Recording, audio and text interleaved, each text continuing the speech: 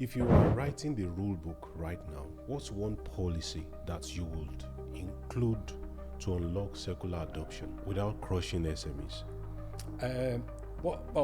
There's two things. The first one we've already talked about is extended producer responsibility. I would look at fiscal levers to support sustainable fashion. The SMEs that are actually in charities and social enterprises that are actually operating sustainably in the fashion industry. How I would support them are through things like elimination of VAT from the products and services. So they don't need to pay, the consumer doesn't pay VAT on the items.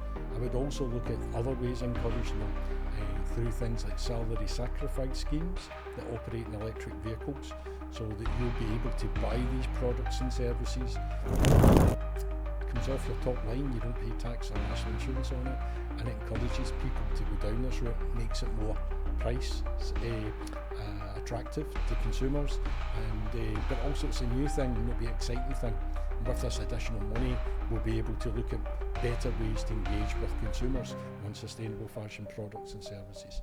So I definitely think fiscal levers.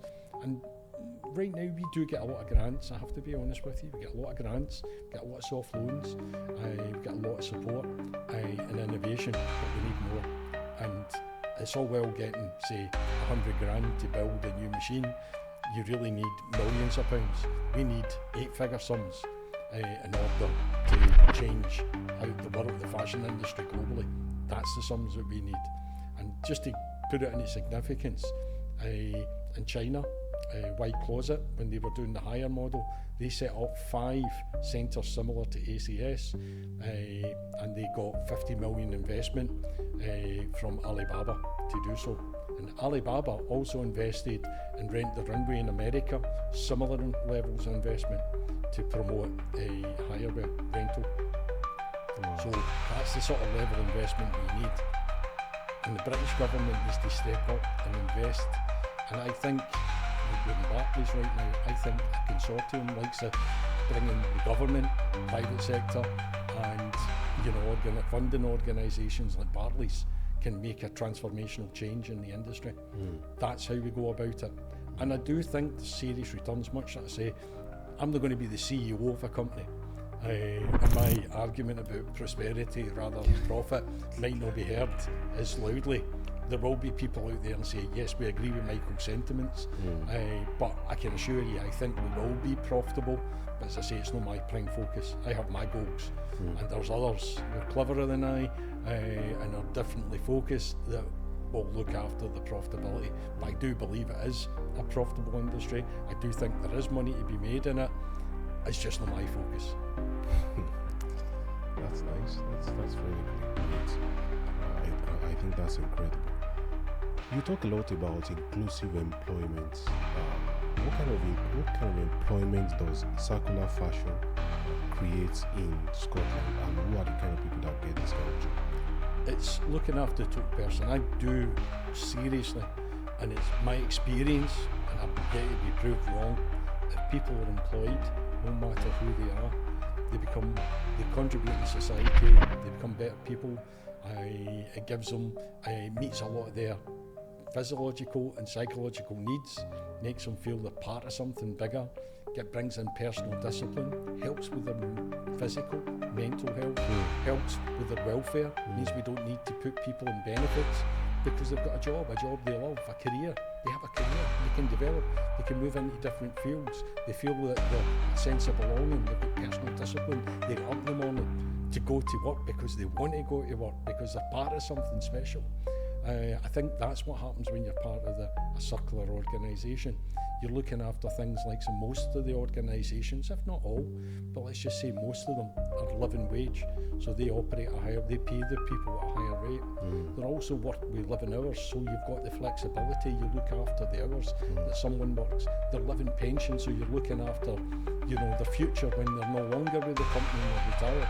You're looking after that as well. You look at saving schemes, you look at getting involved in credit unions, you help them with their life, their financial welfare as well. You look at training, special training like modern apprenticeships, etc. You look at things like align them to the circular economy, future-proofing their jobs, giving them jobs that are the future jobs of the future, not jobs of the past, you know, where they're constantly learning and they're developing themselves as much as they want to do. So we've got a progression. We can go from a foundation apprenticeship, your modern apprenticeship, graduate apprenticeship, go into, you know, masters, PhD. We've got two PhD students working with us. We're only an SME. We've got master students. We bring university students in all the time. I've got a student in from Taiwan that just started with me today to work in workwear and uniforms and PPE. So we're constantly bringing people in, we're constantly reaching out. You're making a big difference, not just in the people you employ, but the families of those people, but you're also the people you interact with in universities and colleges, the lecturers, the students, and also working with other like charities, you know, like so, for example, I'm working on a project right now with the University of Western Scotland. It's throughout the UK, and it's about people with dementia. And what we're actually working on is we believe that if you adapt to workplace, you can have someone who's shown the symptoms of dementia, and you can actually reduce their impact, slow the symptoms down. You can actually improve the welfare of that individual through a sympathetic workplace adapted around their needs. So these are the sort of things that you're doing. That's the power of companies, circular companies. That's the power that they have. They can transform people's lives both in and out of the companies. You are part of something greater. There's a great model there. The other thing as well is that we as a business, and a lot of circular economy businesses, work with the B Corp model, so it's a best practice model. There's loads of others. I can talk to you about a lot of other models as well.